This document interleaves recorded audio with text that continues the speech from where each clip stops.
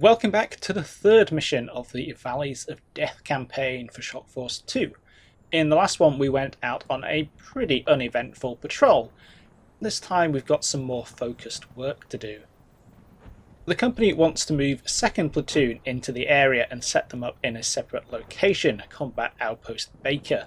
So we've got a squad of engineers attached and we've got to take them out to recon the 3 compounds on top of the centre ridge. Bakers A, B and C.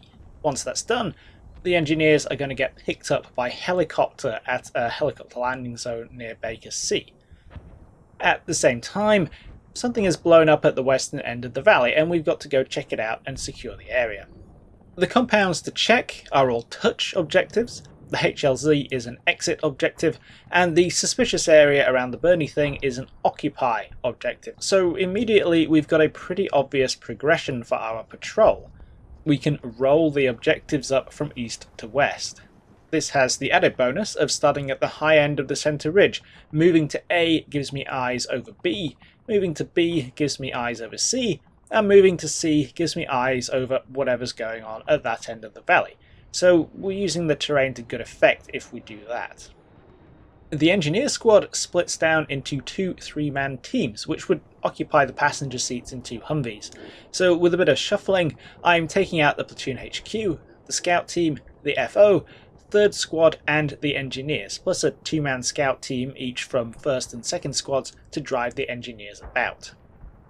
This leaves the remaining 16 men of the infantry squads, 2 M240s and the sniper team manning the outpost, which of course I've still got to keep secure while I do everything else, though at a pinch the 4 perimeter Humvees can function as a rapid reaction force.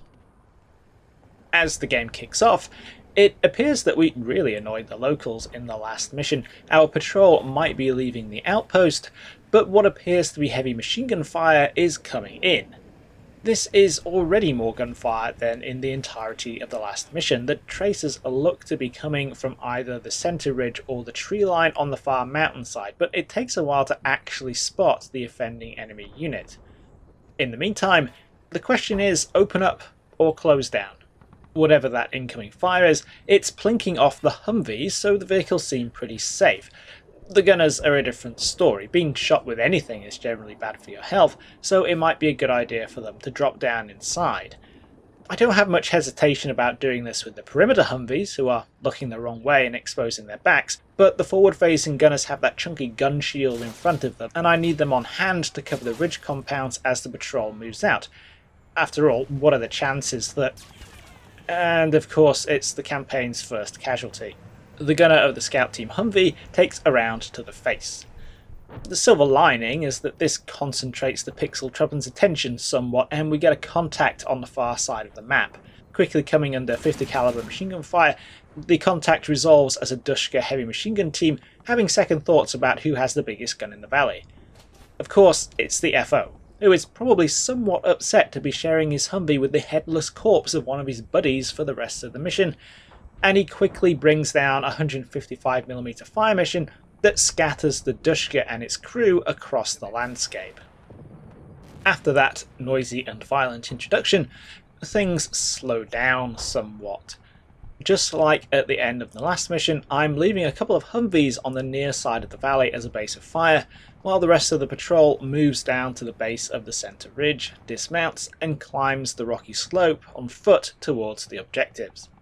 Baker A is clear. So is Baker B. 2 down, 1 to go. Baker C, at the far end of the ridge, is a slightly different tactical proposition to the other 2. Here the ridgeline is lower and flatter, and the objective compound is 100 metres of open ground away from the crest, instead of right next to it like at A and B. Thanks to potential enemy positions in Al-Ashat, only 300 metres away, this could prove pretty dangerous and might need a different approach. But on the way up, the patrol spots something further down the valley. The burning vehicle is what appears to be a very lost taxi, and next to it is an insurgent technical. This is armed with a PK machine gun and optimism. It's about 700 metres away, so it's unlikely to spot my troops amongst the rocks. Conversely, my infantry don't have any weapons with the legs to really reach it. The M240 teams and the sniper with the 50 cal might, but they're back in the outpost. Of course, the M2s and M240s on the Humvees can also deal with it, but they're not going to be able to climb the rocky slope like the Pixel Truppen, and the terrain down that end of the valley has a lot of dead ground in it, which stops them engaging from where they are. So, off goes the FO to solve the problem again. As a bonus, another pickup pops up while they're at it, and without wondering exactly what the Uncons are doing down there, the FO quickly introduces them to the wonders of heavy artillery. With that sorted out, and the artillery back on call in case it's needed to support the push on Baker C, Team 3C heads for the objective compound, only for an insurgent down in Alashat to introduce them to the wonders of 7.62 by 54R. Casualty number 2. There's no way I'm going to spot a lone sniper down there, and even if I could, what am I going to do about it? I can't hammer the village with artillery without causing excessive collateral damage, and I'm not very confident I'd be able to dislodge him with small arms fire alone. Regardless, 3C make it the rest of the way without coming under any more fire, and they're soon joined by half the engineer squad who dashed across a slightly less dangerous stretch of ground off to the left. Together they touch Baker C, and to my relief, the compound is neither full of angry locals nor IEDs. With the compounds reconned and the engineers being picked up by Black Hawk on their exit objective, the only task remaining is to secure the end of the valley. To do this, the patrol crosses over and moves up onto the other side beyond Duratel and rolls up to the edge to peek over the top. They don't see anything. This seems suspicious, so the FO dismounts to have a better look. Still nothing.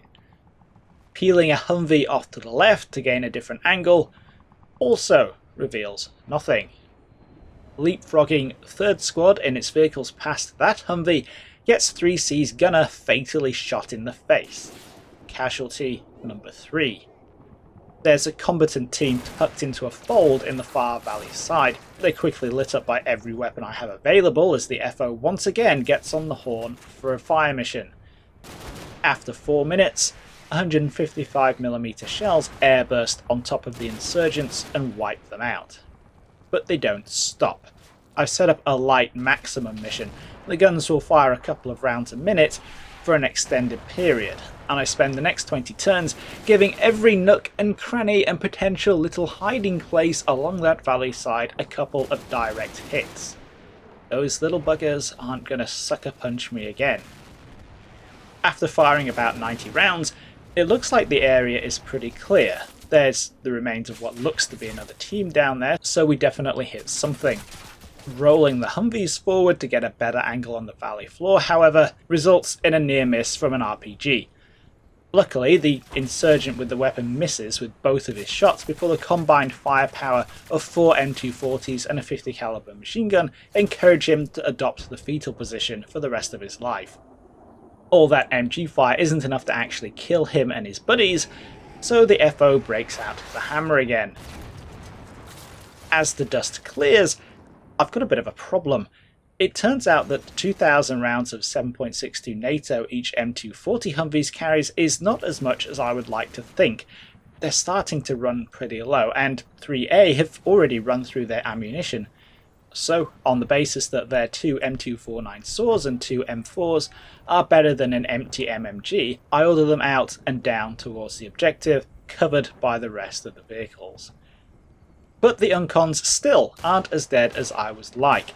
Yet another spot pops up behind the wall by the road, this time some kind of HQ team that takes some pot shots at the dismounts.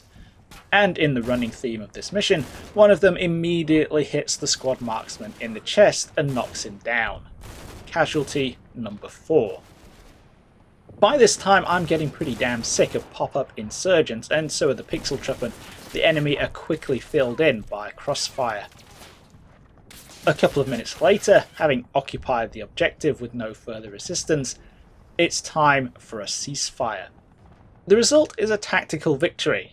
Although I've achieved all my objectives, the insurgents gained some points for inflicting 2 dead and 2 wounded. one by the Dushka at the start, one by the sniper down in Alashat, and one each by the combatant team and Uncon HQ at the final objective. I put these casualties down to a combination of general background combat losses, impatience and frustration. This mission really felt like a grind. There was a bit of excitement in the beginning, but then a borderline eventless in-game hour of slowly evaporating tension and caution in between touching Baker A and touching Baker C. This isn't to say this is a bad mission, rather that trying to play it in one 4-hour session was probably not the way I should have gone about it. I even ceasefired with 50 minutes still on the clock. If I had wanted to, I could easily have gone back to the outpost to fill the empty spaces left by the departed engineers before tackling that final objective. Maybe the sniper team and an M240 could have made a difference. In other news, one of the M2 Humvees out with the patrol also got bogged down and became immobilized on the plateau, but fingers crossed we can dig it out and get it back in service before the next mission. The other side of the coin with the results is that the insurgents have lost 15 dead, 7 wounded and 3 pickups, mostly killed by the FO dumping artillery on them. Who knows what they were doing down the bottom of the valley today and why they decided to hang around a burning taxi for an hour, but there are limits to what you can do with the AI in combat mission, and sandbox counterinsurgency missions are really stretching those limits to breaking point. So, that's mission 3 out of the way. We've reconned some positions for 2nd Platoon to occupy when they arrive, but as we're going to see in the next video, they've got something to do before they can come and join us. Hope you all enjoyed this one. I'll catch you in the next video.